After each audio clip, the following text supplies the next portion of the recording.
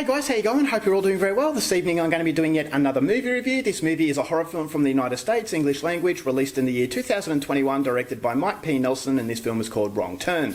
So Wrong Turn is about a group of city slicker friends. They're very close to each other, but they want a break from their busy lifestyle, so they're going to go to the Appalachian Mountains and just enjoy nature for a while, just do a bit of camping and hiking. So when they get to this area of the United States, the locals are very cold. They don't see them as they fit, and they don't belong there. So they're very hesitant to help them. But the group of friends don't think anything of it because pretty soon they're going to be by themselves and just covered with beauty.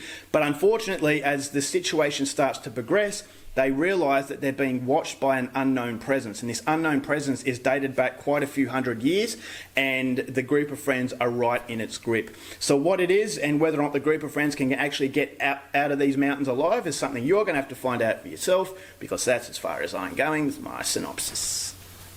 Now my thoughts on Wrong Turn.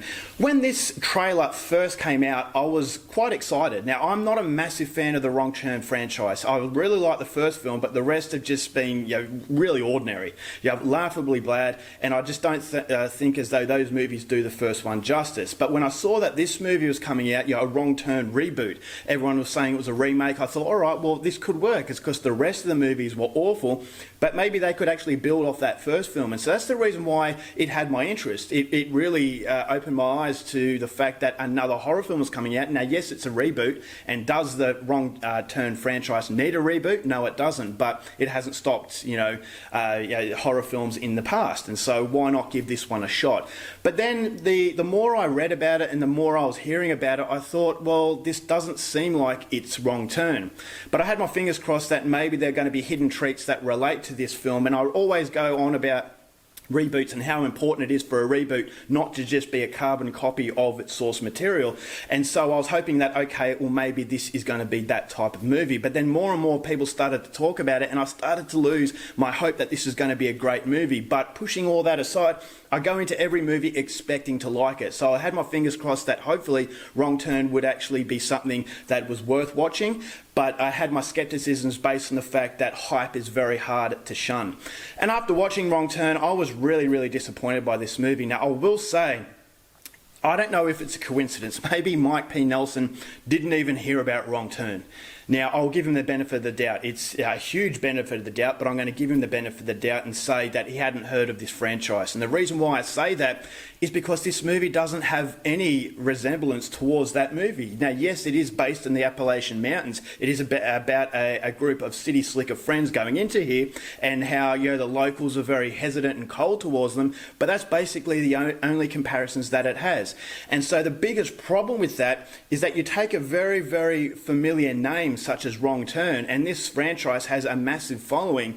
You take that name and you're going to convince people that this is going to be a Wrong Turn reboot. This is going to be something related to the best things about Wrong Turn, which are the killers and the slasher sort of aspect. And so you're going to lure people in, and this is why people are so angry, is because it really has nothing to do with that franchise. And this to me it made me wonder. I thought to myself, what was the director actually playing at? Hadn't he heard of this franchise? And if he hadn't, well, okay, I can understand it. But if he has, I'm all for, making something new and giving something creative. But when you steer completely clear of the source material, you're going to leave a lot of people angry. And so that left me a little bit annoyed, is that I felt as though I was cheated into watching this film. But then after a while, I thought, all right, well, I'm going to push that aside. I'm going to push the fact that I've been tricked, and I'm going to just give this movie a go as far as a standalone film. But unfortunately, as a standalone movie, it just didn't work because it was very inconsistent in its tone. The first half of this movie was actually quite good. The Appalachian Mountains, absolutely beautiful. I thought as though there was a lot of suspense, this Appalachian sort of atmosphere. There's a lot of possibilities for danger, what's around the corner, who's watching them, what's going on. And so it does build that platform very well. And I thought as though the dynamics between this group was actually fairly decent. For a slasher type of horror film, you don't need great characters, but they were characters that were, I didn't hate. And so that was always something that was going to be a plus. And so as they're going through this situation, there are some pretty nasty things that happen. And I thought, all right, well, maybe this is going to be worth it. But then it hits halfway through, And then halfway through, the film completely falls down. And that's unfortunately the only positives I can come up with in the movie was the first half. Because the second half goes down this action/horror film that is so light-hearted and completely goes against the tone of the first half. And I just lost interest by the halfway point. When the action sort of events start to happen, I was just not interested.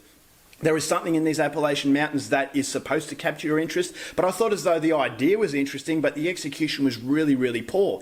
And there is a level of suspension of disbelief that really disconnects yourself from the situation. And so I felt as though the first half of this movie is completely different from the second half. I thought as though there were a lot of generic tropes that this movie possesses. There's a lot of generic sort of attitudes towards these hillbilly type of people. I've seen it time and time again. They don't appreciate African Americans. They don't appreciate homosexuality. We all know this. We all know these type of characters. And I just think it's unfair to paint these characters over and over and over and over and over. Is that it's trying to demonise, you know, the hillbilly type. And I get it. It's fun to do that. But after a while, you have to start to mix it up a bit. And so there were moments where I thought, all right, you're taking the Wrong Turn franchise and you're making it your own. But unfortunately, you're borrowing very generic ideas and just making this a standalone film that unfortunately doesn't really stand up. And I just thought as though I couldn't understand why it was called Wrong Turn. And there was a lot of things I really couldn't understand about this movie. Why did it change its pace from the first half to the second half? And this movie goes for nearly 2 hours and it just does not have the content to sustain your interest from start to finish. And so there is a bit of gore in the movie. It's quite nasty. It's really well done. But you have to have more than gore to have a 2-hour movie work. And unfortunately, this is just a really ordinary experience. It's an experience that I'm not recommending. I feel as though I was a bit cheated, is that it is Wrong Turn. It's going to lure a lot of Wrong Turn fans, but unfortunately I can understand the frustration that a lot of fans have. And so a really sloppy sort of experience. It gets halfway through and it just doesn't know what to do, and it just believes that having action/gore is enough to sustain your interest, but unfortunately it just isn't. So it's way too long, way too generic. I'm only going to give Wrong Turn 1 star. Alright guys, that's it for my review. Hope you enjoyed it. Till next time, keep watching movies and I'll see you later.